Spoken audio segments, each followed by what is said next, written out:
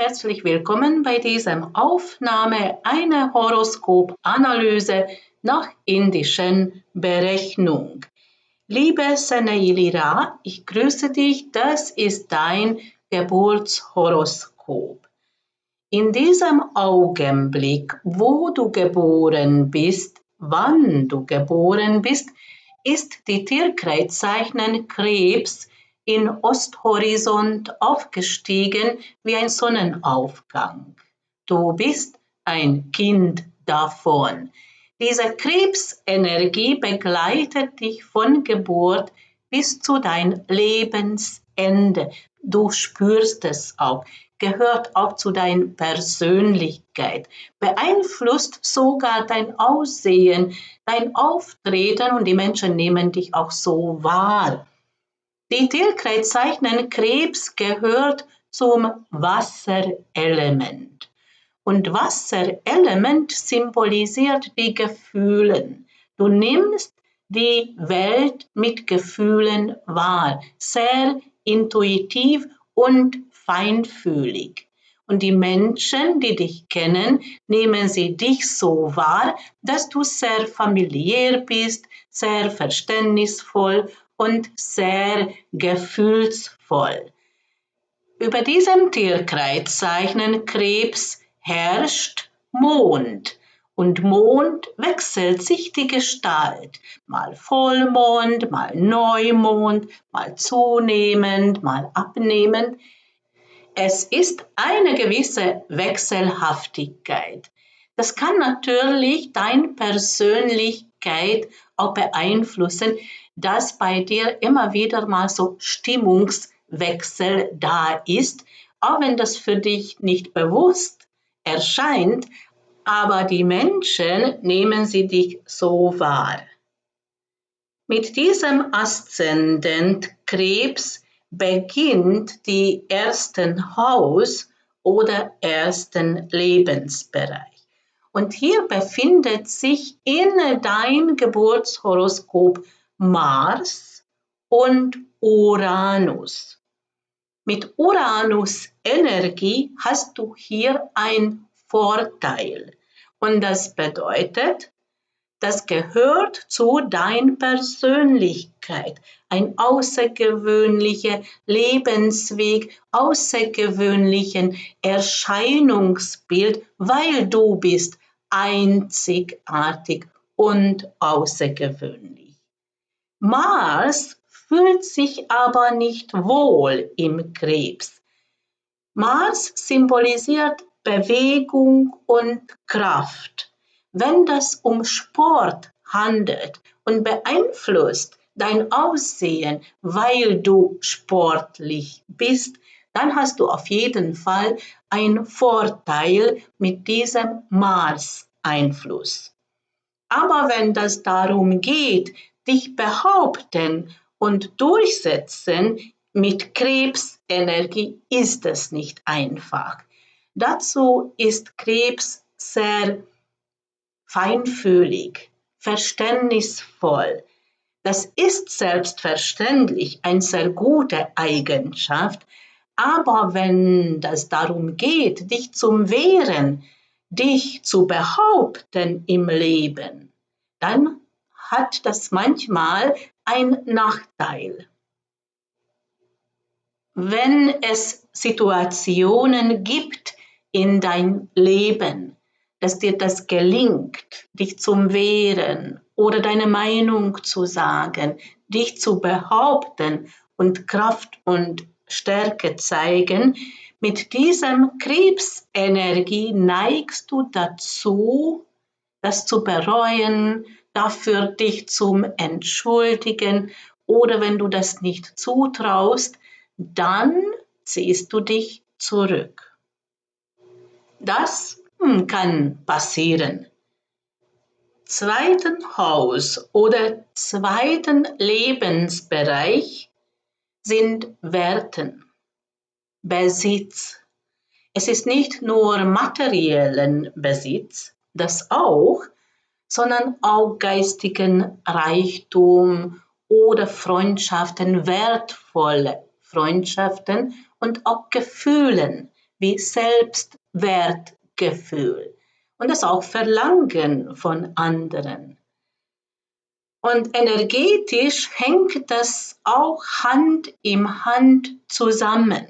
Wenn jemand sagt, zum Beispiel, ich bin es nicht wert oder ich habe das gar nicht verdient, das beeinflusst die Finanzen, hat umso weniger Geld. Oder wenn jemand Schuldgefühl hat, was löst das aus? Schulden. Wenn jemand Verlustangst hat, was löst das aus? Verlust. Manchmal Geldverlust.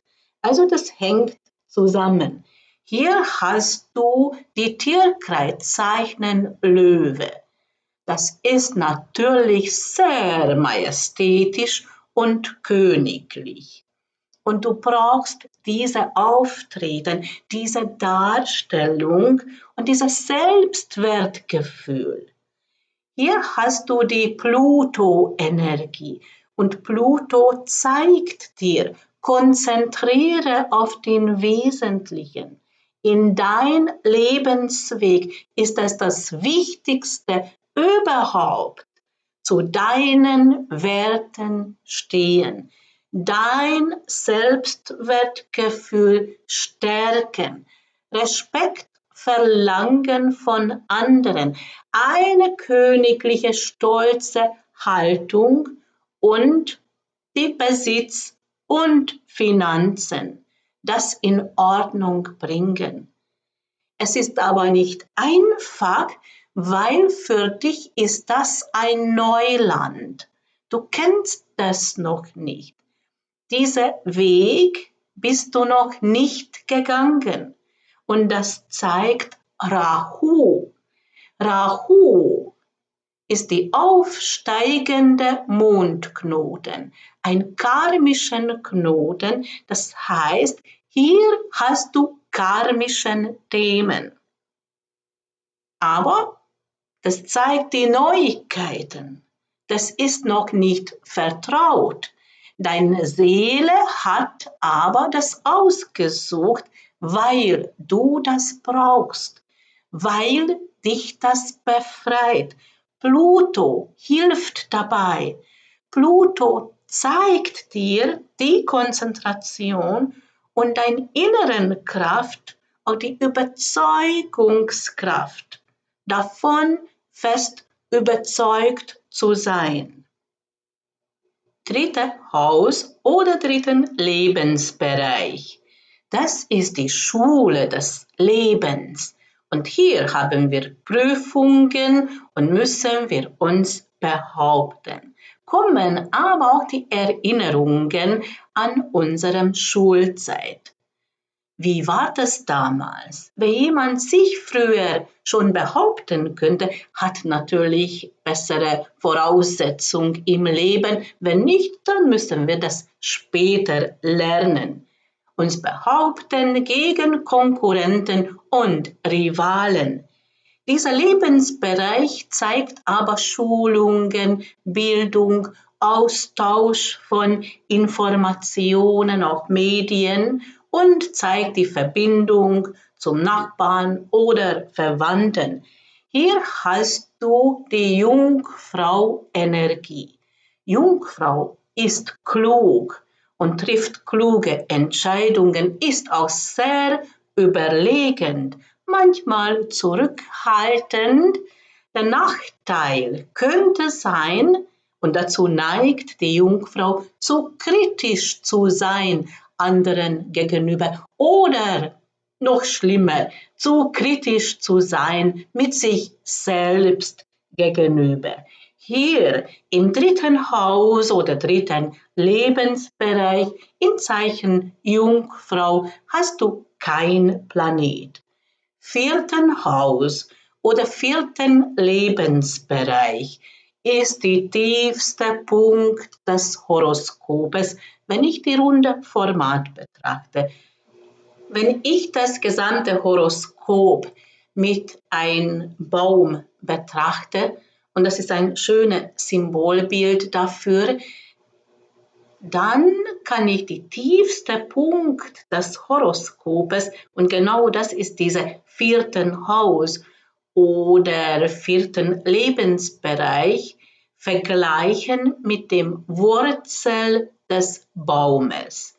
Und genau das, was auch symbolisiert, verwurzelt zu sein, verankert zu sein, einen Platz zu finden im Leben, wo man diese Sicherheit, Stabilität und Halt verspürt. Außerdem symbolisiert die Ahnen, die Traditionen, die Herkunft auch und die Wohnsituation. Hier hast du die Zeichen Waage. Waage hält den Gleichgewicht.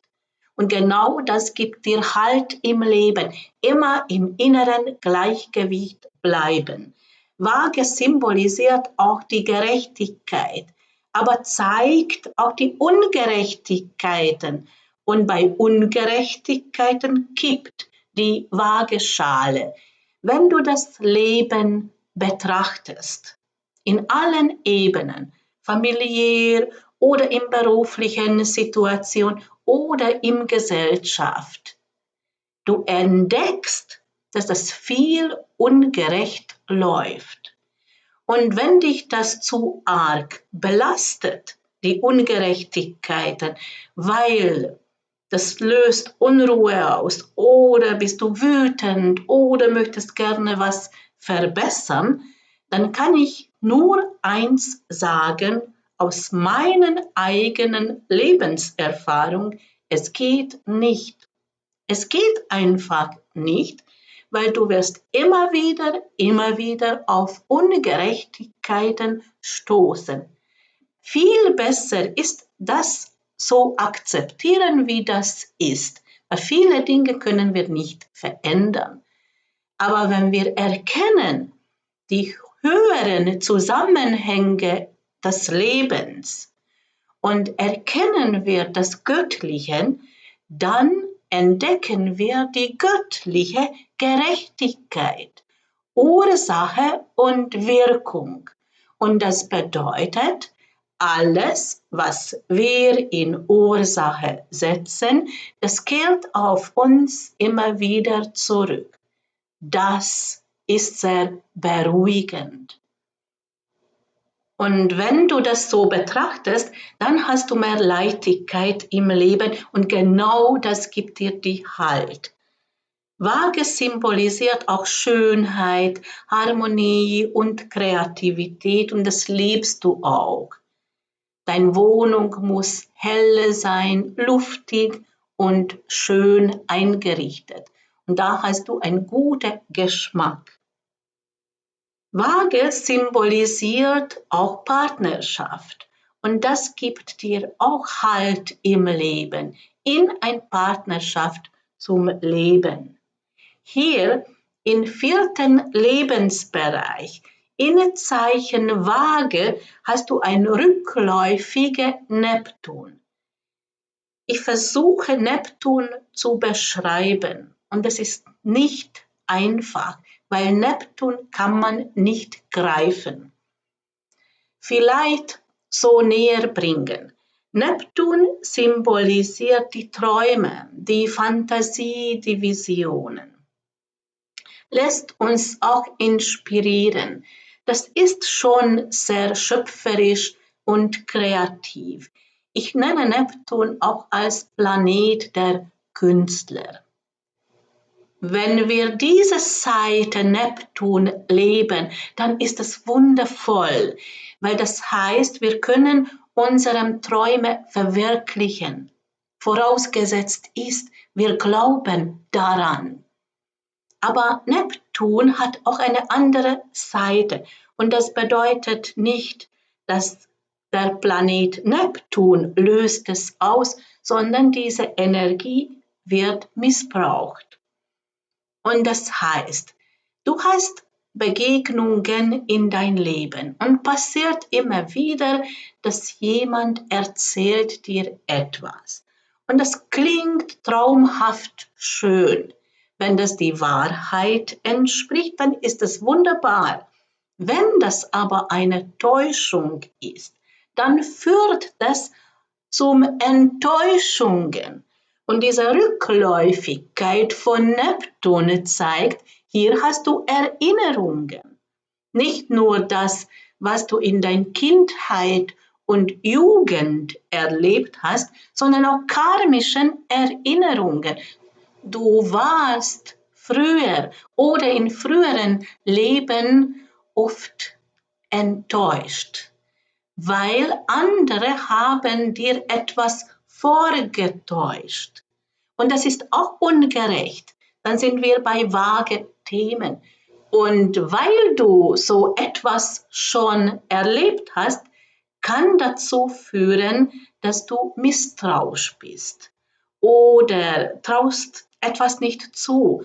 Und das trifft deine Wohnsituation und trifft Liebe, Partnerschaft, weil das zeigt vage Themen und zeigt den 4. Lebensbereich und das symbolisiert auch deine Wohnsituation.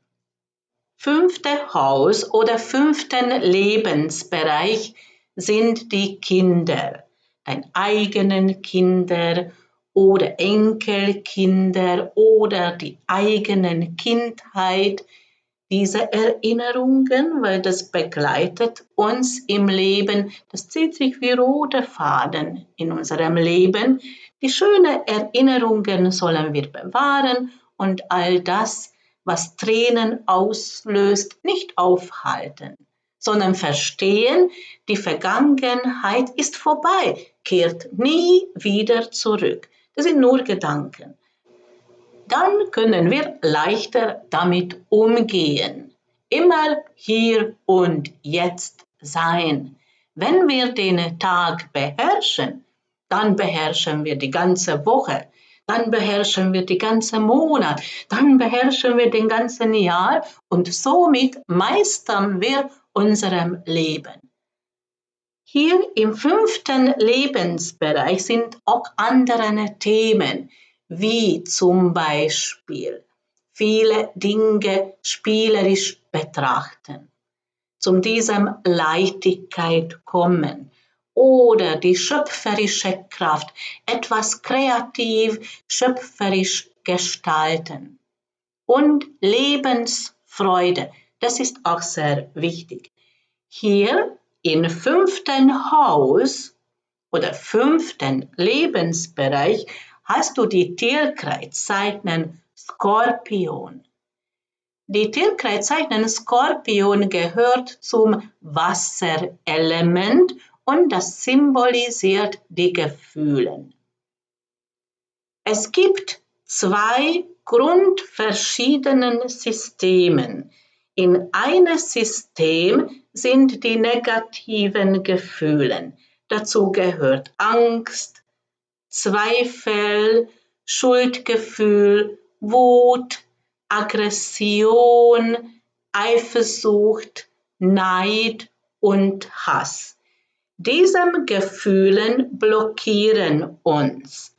Neid und Hass ist sogar zerstörerisch und kränkt uns auch, wirkt auf unserem Energiefeld im Körper, zieht alles nach unten und macht uns unbeweglich, entstehen Blockaden. Das zweite System sind die positiven Gefühle. Dazu gehört Dankbarkeit, Hingabe, Begeisterung, Kraft und Mut, Vertrauen und Liebe. Diese positiven Gefühle haben eine Quelle und das ist das göttliche Quelle und das ist schöpferisch, hat eine heilende Wirkung und wirkt auf unsere Gesundheit und mit diesen positiven Gefühlen können wir unserem Leben schöpferisch gestalten. Und diese Wandlung, diese ganze Geheimnis im Gefühlsebenen, das, was die Tierkreiszeichen Skorpion uns belehrt. Hier im 5. Haus oder 5.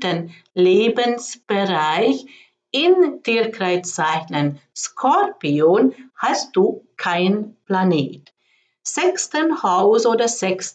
Lebensbereich. Das ist der Alltag, die Pflichten und Arbeit. Außerdem gehört auch die Gesundheit zu diesem Lebensbereich. Ist auch logisch, Gesundheit, Arbeit hängt auch zusammen, weil wir können nur arbeiten, wenn wir gesund sind. Hier hast du die Tierkreiszeichen Schütze. Schütze gehört zum Feuerelement und das ist aktiv, beweglich und zeigt auch Begeisterung und das prägt die Schütze. Bei Schütze kommt manchmal das Gefühl, oh, da muss noch was Besseres auch noch da sein und verliert dabei aber die Orientierung und die Konzentration. Die Schütze braucht aber eine Richtung und das zeigt auch die Schütze. Der Pfeil der Schütze zeigt das Zentrum unserer Galaxie, der Milchstraße. Und spirituell bedeutet, da sind unsere Wünsche. Und wenn hier ein Wunsch trifft mit dem Feuerelement, die Mut und Kraft und Begeisterung, und sie vereinen sich, dann bringt es auch Glück. Und Jupiter sorgt dafür immerhin. Jupiter herrscht über die Zeichen Schütze. Also wichtig ist hier die Richtung, die Orientierung. Und das ist im Einklang mit deinen Gefühlen. Das braucht dein Gefühl. Dein Mond befindet sich hier im Schütze, im 6. Haus oder 6. Lebensbereich. 7. Haus oder 7. Lebensbereich befindet sich gegenüber von 1. Haus oder 1. Lebensbereich, was mit Aszendent beginnt. Und dieser 7. Haus beginnt mit Deszendent und damit öffnet sich ein geheimes Tor zum Liebe, Partnerschaft. Hier hast du die Steinbock-Energie und damit kannst du das aktivieren. Steinbock gehört zum Erde-Element und das sind die Taten, zeigt auch die Bodenständigkeit. Steinbock belehrt uns, Ziele setzen und das nicht aufgeben, egal wie steinig dieser Weg erscheint. Geduldig zu sein und nicht aufgeben. Und mit dieser Einstellung kommst näher zum Liebe-Partnerschaft, was für dich eine erfüllte, glückliche Partnerschaft auch führt. Hier hast du Jupiter und Saturn. Beide sind rückläufig, also ein rückläufiger Jupiter und ein rückläufigen Saturn. Da ist etwas widersprüchlich. Jupiter gibt dir die Chancen, die Möglichkeiten, die optimistische Haltung und Glück im Leben, Glück in diesem Lebensbereich und es vermehrt sich. Saturn schränkt ein. Saturn belehrt dich, ja, nichts übertreiben. Mach das langsam, sei geduldig.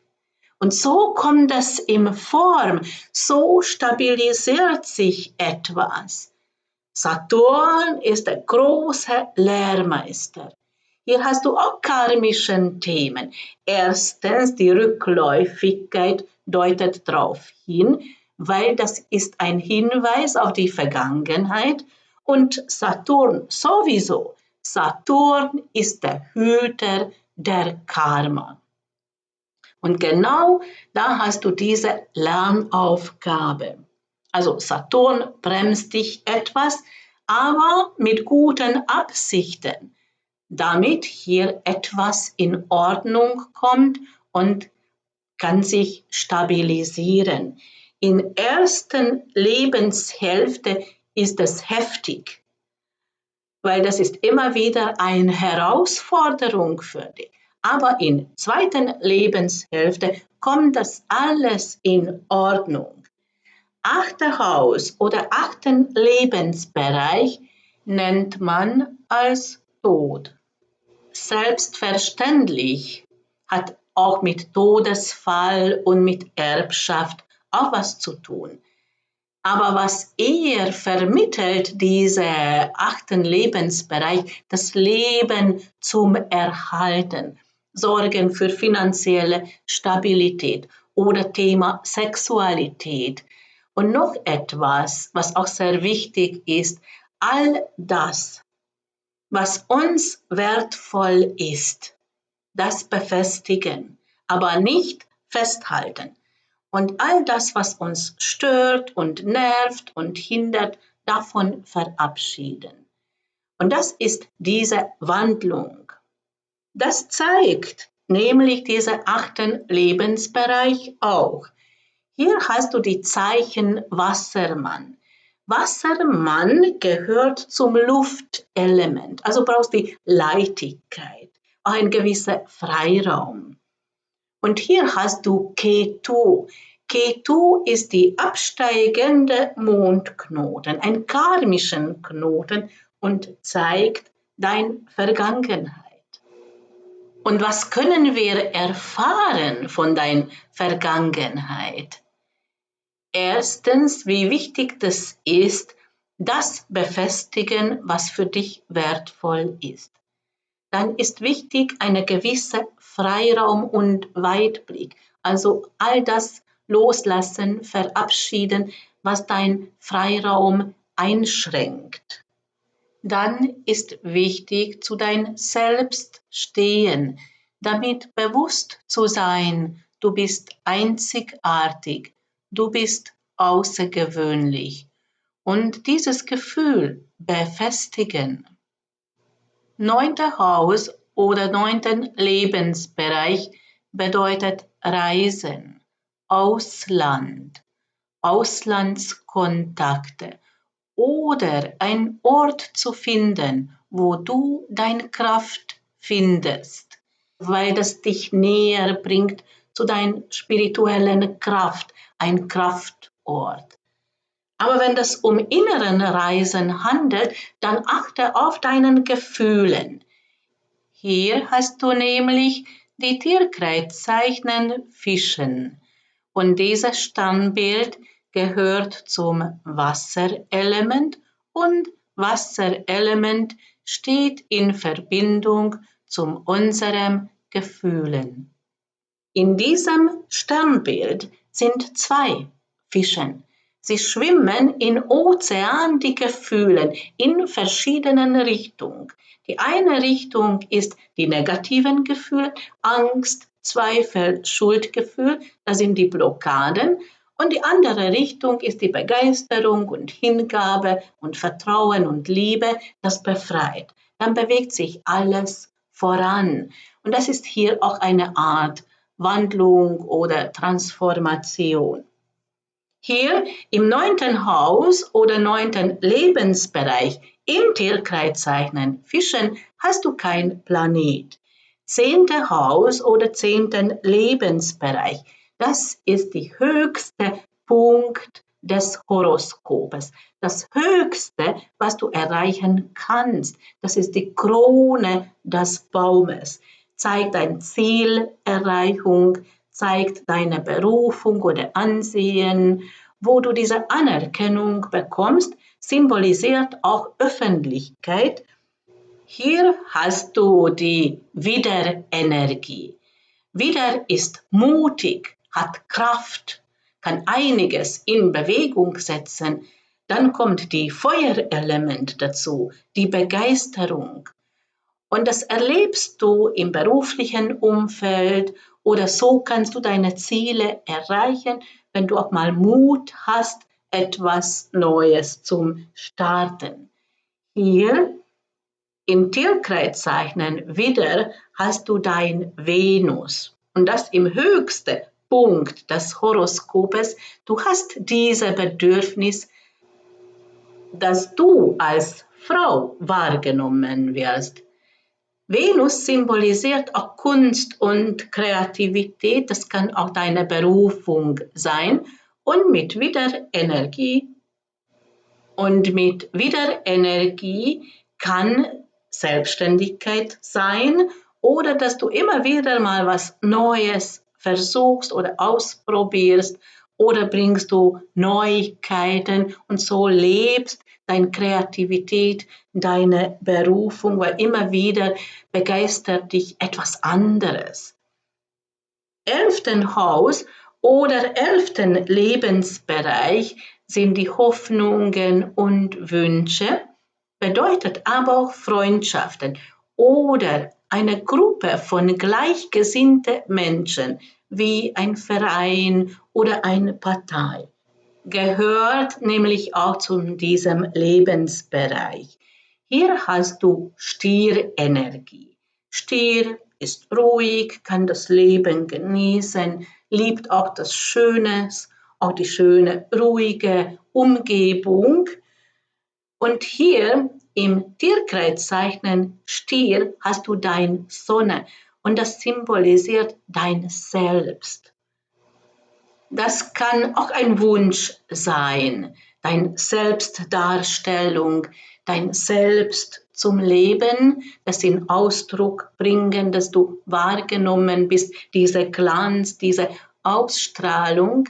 Sonne steht in Verbindung zum Vater, kann auch bedeuten, dass eine besondere Verbindung zu deinem Vater ist oder du wünschst das. Hier hast du auch die Freundschaften und mit diesem Stier-Energie, was dich auch beliebt macht. Du hast eine ganz ruhige Ausstrahlung oder du wirkst beruhigend auf anderen und dann auch diese sonnenhafte, deine Ausstrahlung, dein Glanz und auch deine Wahrheitsliebe macht dich beliebt. 12. Haus oder 12. Lebensbereich bedeutet Rückzug, bedeutet auch karmischen Themen und Geheimnisse. Die Geheimnisse des Lebens erkennen, in die Tiefe schauen, diese Zusammenhänge erkennen oder die Ursache an etwas. Die 12. Haus oder 12. Lebensbereich zeigt auch die geheime Feinde. Hier hast du die Zwillingsenergie und Merkur hier in Zeichen Zwillinge. Merkur fühlt sich sehr wohl hier, weil Merkur herrscht über die Zeichen Zwillingen und kann sich voll und ganz entfalten. Wenn das darum geht, etwas forschen, untersuchen, dann ist das wundervoll. Wenn das aber um viele Gespräche handelt, ist für dich ein Hinweis, sei eher zurückhaltend oder bewahre deine Geheimnisse. In indischen Astrologie gibt es Mondhäuser und das symbolisiert die Tagesbewegung des Mondes und das schauen wir jetzt an. Dein Aszendent befindet sich in Tierkreiszeichen Krebs im Mondhaus Pushya. Pushya vermittelt dir, sei intuitiv, höre auf dein Gefühl und handle nach Gefühl. Dann bist du im richtigen Augenblick im richtigen Ort. Sonne befindet sich im Stier im Mondhaus Rohini. Rohini ist was ganz Besonderes und dazu erzähle ich die Geschichte von indischen Mythologie. Mond ist ein Mann und verliebt sich an Rohini. Rohini ist schön und unschuldig. Rohini symbolisiert die Morgenröte. Und der Mond macht einen Heiratsantrag. Und der zukünftige Schwiegervater sagt zu ihm, nun gut, du darfst meine Tochter heiraten, aber du musst alle ihre Geschwister auch heiraten. und Mond heiratete alle 27 Frauen. Und jeden Tag besucht eine von seinen Frauen. Rohini ist natürlich die Liebling. Und das macht dich etwas Besonderes, diese jugendliche und ehrliche, diese lebendige Frische gehört zu deinem Wesen. Dein Sonne ist in Mondhaus Rohini. Sonne symbolisiert dein Selbstwertgefühl. Stehe zu deinen Werten. Du bist etwas Besonderes. So wie Rohini war auch etwas Besonderes für Mond. Mond befindet sich in Tierkreiszeichen Schütze im Mondhaus Purvashada und hier steht etwas im Mittelpunkt. Und das sind deine Wünsche, deine Sehnsüchte, deine Hoffnungen. Und das ist deine Orientierung. Und das ist im Einklang mit deinen Gefühlen, weil Mond symbolisiert auch die Gefühle. Natürlich auch deine Mutter und auch die Mütterlichkeit. Unerfüllte Wünsche kann dazu führen, dass du dann unzufrieden bist mit deinem Leben und entstehen sogar Krankheitssymbolen, weil Schütze und auch dieser Mondhaus Purvashada befindet sich im 6. Lebensbereich, wo auch um Gesundheit geht. Mars ist in Tierkreiszeichen Krebs im Mondhaus Aschlesha. Dieser Mondhaus symbolisiert 2 Schlangen und damit die Kundalini-Energie. Und das heißt, und dieses Energiefeld haben wir sogar in unserem Körper und beeinflusst unsere Stimmung und auch unseren Gesundheitszustand. Und das kannst du so vorstellen. Die eine Schlangenenergie zieht die Energie nach unten, das blockiert und das ist immer mit negativen Gefühlen verbunden wie Angst, Zweifel, Schuldgefühl. Die zweite Schlangenenergie befreit uns davon und heilt uns, hat eine heilende Wirkung. Die Energie steigt nach oben. Und das ist immer mit positiven Gefühlen verbunden, wie Vertrauen, Dankbarkeit, Hingabe, Begeisterung und Liebe und hat eine heilende Wirkung und das befreit auch. Und das ist diese Wandlung, was dieses Mondhaus auch symbolisiert. Nicht nur dein Mars befindet sich in diesem Mondhaus, sondern auch dein Uranus. Merkur ist in Tierkreiszeichen Zwillingen im Mondhaus Ardra. Ardra bedeutet lebendige Frische. In dein Geburtshoroskop ist die Zeichen Zwillinge und auch dieser Mondhaus Ardra ist im 12. Haus oder 12. Lebensbereich und das bedeutet Rückzug. Und genau dieser Rückzug, nicht immer, aber wenn das angebracht ist, schenkt dir diese lebendige Frische.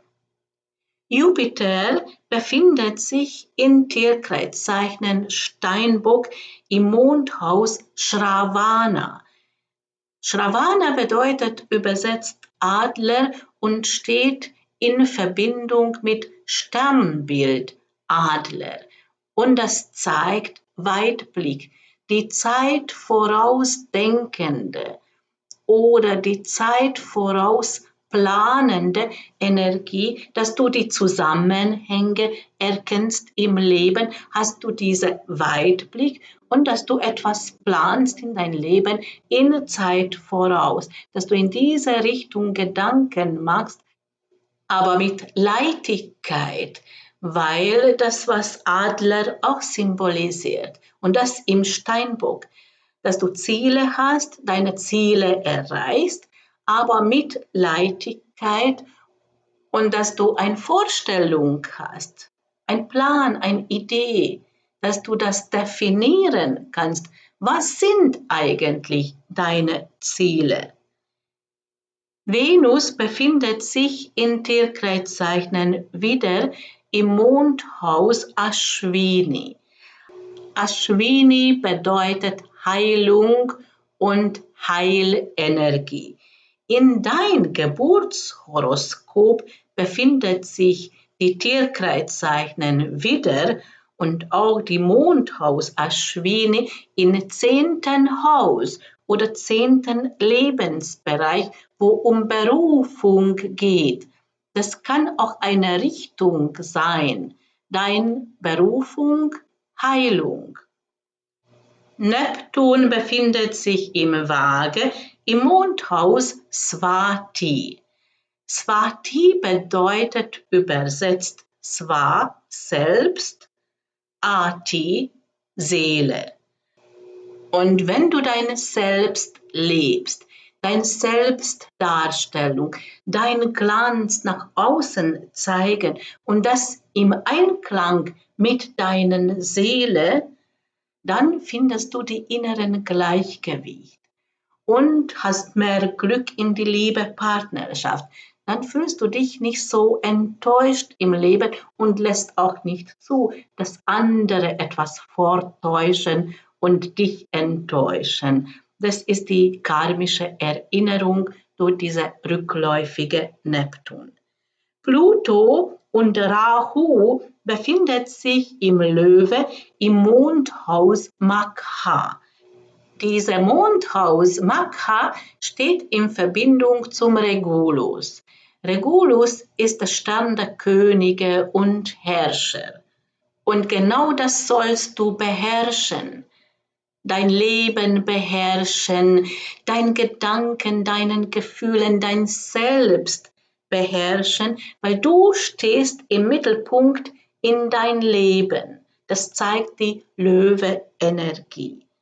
Regulus ist das Herz der Löwen, also öffne dein Herz.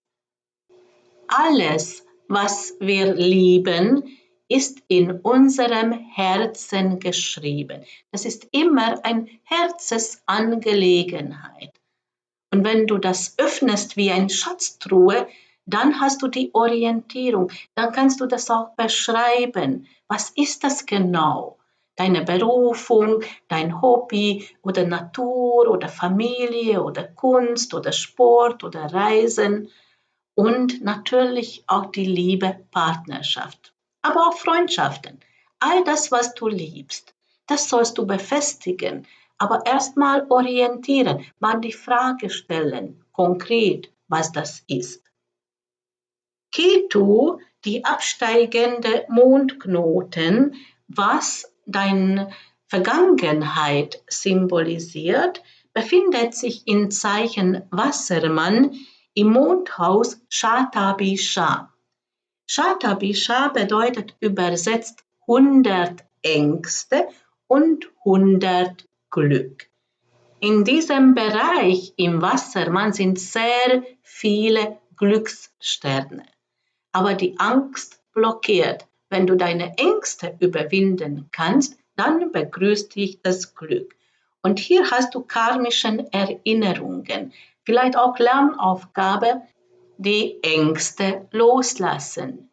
Wie machst du das, wenn Angst da ist? Das kann man nicht unter dem Teppich kehren. Immer sofort umdenken in eine andere Richtung, was dich beruhigt, was dich ablenkt, was dich zum Lachen bringt. Nicht mit Ängsten beschäftigen oder Themen, was Angst auslöst, sondern umdenken. Daran liegt die Lösung. Und jetzt kommen deine persönlichen Zahlen, weil mit diesen Zahlen bist du geboren, das ist ein Potenzial und damit startest du im Leben. Und das sind die folgenden Zahlen. 1, 0, 6 und 1. 1 symbolisiert dein Selbst, deine Selbstdarstellung, deine Kraft, dein Mut, deine Schritte, die Zügel selbst in Hand zu nehmen. Dann folgt die Zahl 0. Das sind deine Ideen, dein Vorhaben, all das, was du so vorstellst, aber noch nicht die Taten. Dann folgt die Zahl 6 und zeigt die Erinnerungen, karmische Erinnerungen, Kindheitserinnerungen, eine gewisse Nostalgie dabei, die schöne Erinnerungen bewahren, aber all das, was Angst auslöst oder Tränen, das loslassen. Und dann folgt wieder die Zahl 1 und dann heißt das, wenn du das schaffst und kannst deine Ideen in Tat umsetzen und Schritte machen und von deinen Ängsten dich befreien, dann lebst dein Selbst und das ist dein Glanz. Und mit diesem Auftreten, mit dieser Ausstrahlung lebst auch die Partnerschaft, weil 1 und 1, Anfang und Ende, kann man zusammenzählen, ergibt die Zahl 2 und das bedeutet Zweisamkeit. Liebe Seneilira, so könnte ich dein Horoskop beschreiben. Ich bedanke mich für deine Treue, ich bedanke mich für dein Anvertrauen, auch für diesen Auftrag. Ich wünsche dir alles Gute und alles Liebe.